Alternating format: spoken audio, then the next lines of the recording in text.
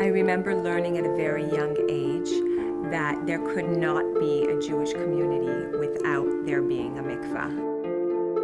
Masada, when they barely had any water, they were fighting for their lives, and they discovered 2 mikvahs.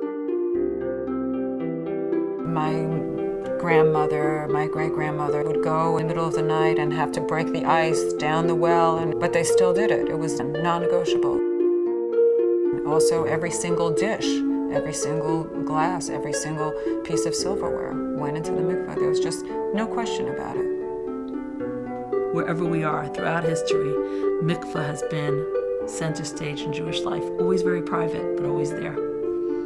If a community doesn't have enough funds for a mikvah, a Torah, and a synagogue, mikvah takes precedence over all of them. Jewish life cannot go on without a mikvah. It wasn't enough just to build a mikvah. This had to be the nicest mikvah.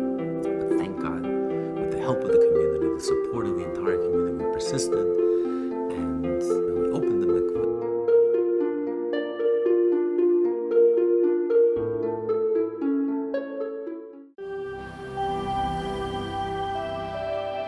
I had a regret that I never did this, that it wasn't part of my life in the years when I could have been doing it. And now I was past the years when I could be doing it on a monthly basis.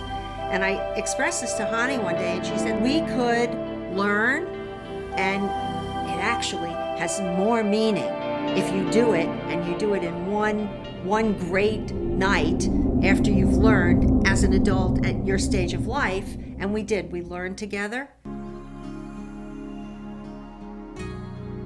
Mikvah is there actually to be the beautiful sustenance that nurtures the garden of marriage. The whole dynamic of marriage is 2 individuals who remain individuals, who rediscover each other. It's like a fiery relationship, which is really the Hebrew word for Isha and Isha is Eish and Eish, fire and fire, because it's the love, it's the attraction. So if you only have Eish and Eish, Ish and Isha, man and woman, then they consume each other.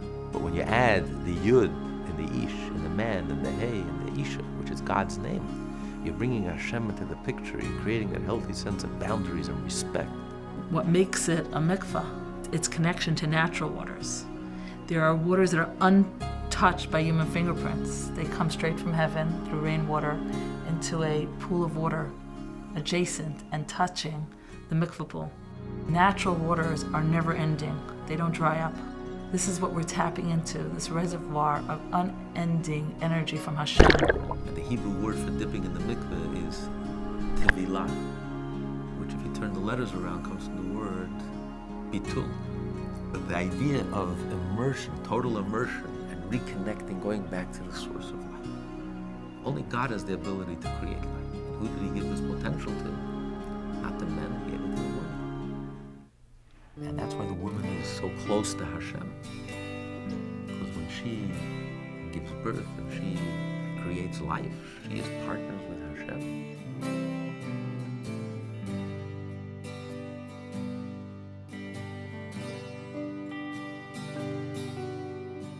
The Schwalbe Mikvah here at the Chabad house is magnificent. I was so shocked when I walked in the first time. It's all Jerusalem stone. It's beautiful, and it's spa-like. Hi. Hi, Erica. How are you? Good, thank God. How are you? Thank God. Do you want a bath? A bath, please. Okay. I'm a member, by the way. Oh, perfect. No problem. The cleanliness is always perfect. The bathrooms are perfectly clean. The mikveh itself is extremely clean. It is comfortable and it is warm. There were beautiful robes. You have your own place to prepare before. I remember the first time going through the process of what we had to do to prepare. And it was serious. It wasn't anything casual, where I had to take off all my makeup and take off all of my nail polish. And they had everything that one would need to be comfortable there. I was guided every step along the way, so I knew what I was doing. And that made it much more meaningful. Very discreet. It's very embracing. It's immaculate. Very luxurious. I feel like this one is very in tune to what a woman would need.